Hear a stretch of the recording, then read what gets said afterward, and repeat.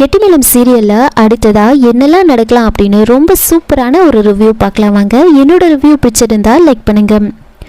ஈஸ்வரமூர்த்தி எலெக்ஷனில் ரொம்ப பிஸியாக இருப்பார். ஒரு பக்கம் வெற்றி தன்னோட அப்பா எப்படியாவது ஜெயிக்கணும் அப்படின்னு ரொம்ப அவர் தீவிரமாக வேலை செஞ்சிட்ருப்பார்.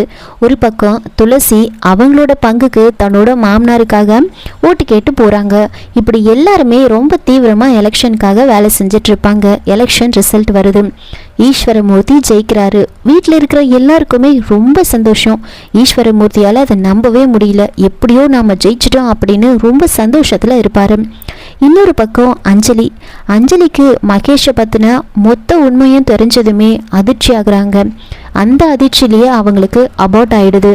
அஞ்சலியை ஹாஸ்பிட்டலில் அட்மிட் பண்ணுறாரு மகேஷை.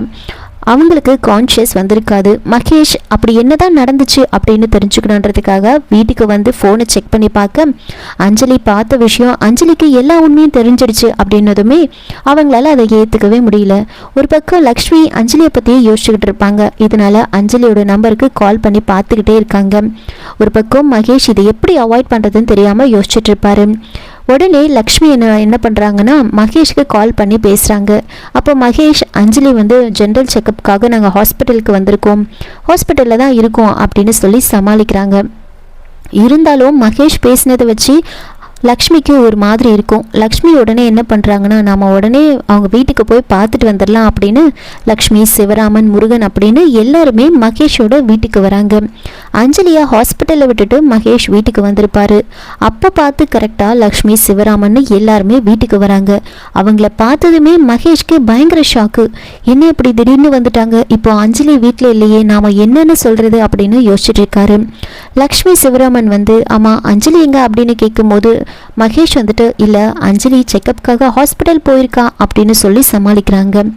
என்ன சொல்கிறீங்க நீங்கள், அவளை தனியாக விட்டுட்டு நீங்கள் மட்டும் இருக்கீங்க அப்படின்னு கேட்க, அப்படி இல்லை பாட்டி வர இங்கே இருக்காங்கல்ல, பாட்டி யாராவது பார்த்துக்கணும்ல, அதான் அவள் தனியாக போயிருக்கா அப்படி இப்படின்னு சொல்லி சமாளிக்கிறாங்க. ஒரு சில ஸ்கேன் எல்லாம் எடுக்கணும், அதான் விட்டுட்டு வந்திருக்கான் அப்படி இப்படின்னு சொல்ல லக்ஷ்மி சரி நாம் போயிட்டு அத்தையை பார்க்கலாம் அப்படின்னு பாட்டியை பார்க்கறதுக்காக போகிறாங்க. மகேஷ் இப்போ நம்ம என்ன சொல்லி சமாளிக்கிறது அப்படின்னு ரொம்ப யோசிச்சுக்கிட்டே இருப்பாங்க. அஞ்சலிக்கு வேற இன்னும் கான்ஷியஸ் வரல.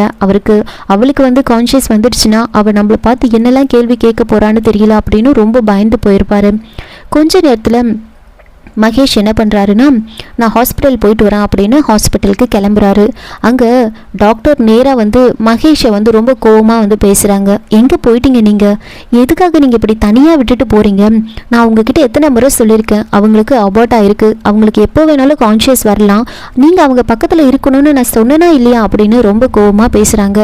அதுக்கப்புறம் மகேஷ் நேராக போயிட்டு அஞ்சலி பக்கத்தில் உட்காந்து பார்த்துக்கிட்டு இருப்பாரு. அது கொஞ்சம் நேரம் பொறுத்து டாக்டர் வந்து செக் பண்ணி பார்க்குறாங்க. கொஞ்சம் நேரத்தில் அஞ்சலிக்கு கான்ஷியஸ் வந்துடும். கான்ஷியஸ் வந்ததுமே இந்த விஷயத்த மகேஷ் கிட்ட வந்து சொல்கிறாங்க. மகேஷ் வந்து நேராக போயிட்டு அஞ்சலியை பார்க்குறாங்க. அஞ்சலி மகேஷை பார்த்ததுமே அப்படியே முகத்தை திருப்பிக்கிறாங்க. அப்போ மகேஷ் வந்து சொல்கிறாங்க, என்ன அஞ்சலி, நீ அந்த ஃபோனில் இருக்கிற அந்த ஃபுட்டேஜஸ் எல்லாம் பார்க்காம இருந்திருக்கலாம்ல, பார்த்ததுனால தானே இவ்வளவோ நடந்திருக்கு அப்படின்னு சொல்ல அஞ்சலி அப்படியே பயங்கரமாக வயிற்றில் கை வச்சு கதறி அழறாங்க. அவங்களுக்கு குழந்தை அபார்ட் ஆயிடுச்சு அப்படின்ற விஷயம் வந்து தெரிஞ்சிருக்கும். பயங்கரமாக வந்து அழுவாங்க. அப்போது மகேஷ் வந்து சொல்கிறாங்க, பெரிய தப்பு பண்ணிட்டேன், நீ எதுக்காக அதை பார்த்த, நான் எதுக்காக இதெல்லாம் பண்ணுறேன், எல்லாமே உன்னோட நல்லதுக்காக தானே, என் ஃப்ரெண்டு நான் வார்ன் பண்ணுறதுக்காக தான் அப்படிலாம் பண்ணேன், ஆனால் பாட்டி அதை பார்த்துட்டாங்க, உங்ககிட்ட நான் சொல்லக்கூடாதுன்னு சொன்னேன், பாட்டி சொல்லுவேன்னு சொன்னாங்க, ஆனால் நான் வேணும்னே எதையும் பண்ணலை, அது எதர்ச்சியாக நடந்தது தான் அப்படி இப்படின்னு சொல்லி எப்படியோ வந்து மகேஷ் வந்து சொல்லி பார்க்குறாங்க. ஆனால் வந்துட்டு அஞ்சலி கொஞ்சம் கூட மகேஷ் சொல்கிற விஷயத்த வந்து காது கொடுத்து கூட கேட்க மாட்டாங்க. அப்படியே முகத்தை திருப்பிப்பாங்க.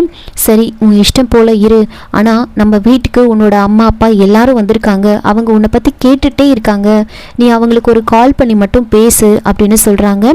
அவங்க ஏதாவது நினச்சிப்பாங்க அப்படின்னு சொல்ல அதுக்கப்புறமா அஞ்சலியை டிஸ்சார்ஜ் பண்ணலாம் அப்படின்னு சொல்கிறாங்க. அதுக்கு முன்னாடி மகேஷ் அஞ்சலி கிட்ட வந்து சொல்கிறாங்க, இந்த அபார்ட்டான விஷயத்தை வந்து உங்கள் வீட்டில் இருக்கிற யாருக்கிட்டையும் தயவு செஞ்சு நீ சொல்ல வேண்டாம், உன்னை நான் கெஞ்சி கேட்குறேன் அப்படின்னு ரொம்ப ரெக்வஸ்ட் பண்ணி அஞ்சலி கிட்ட வந்து சொல்கிறாங்க.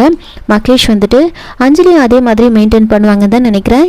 இதோட இந்த ப்ரோமோ வந்து முடிச்சிருக்காங்க. என்னோட ரிவ்யூ பிடிச்சிருந்தா லைக் பண்ணுங்கள், மறக்காமல் சப்ஸ்கிரைப் பண்ணுங்கள். தேங்க்யூ.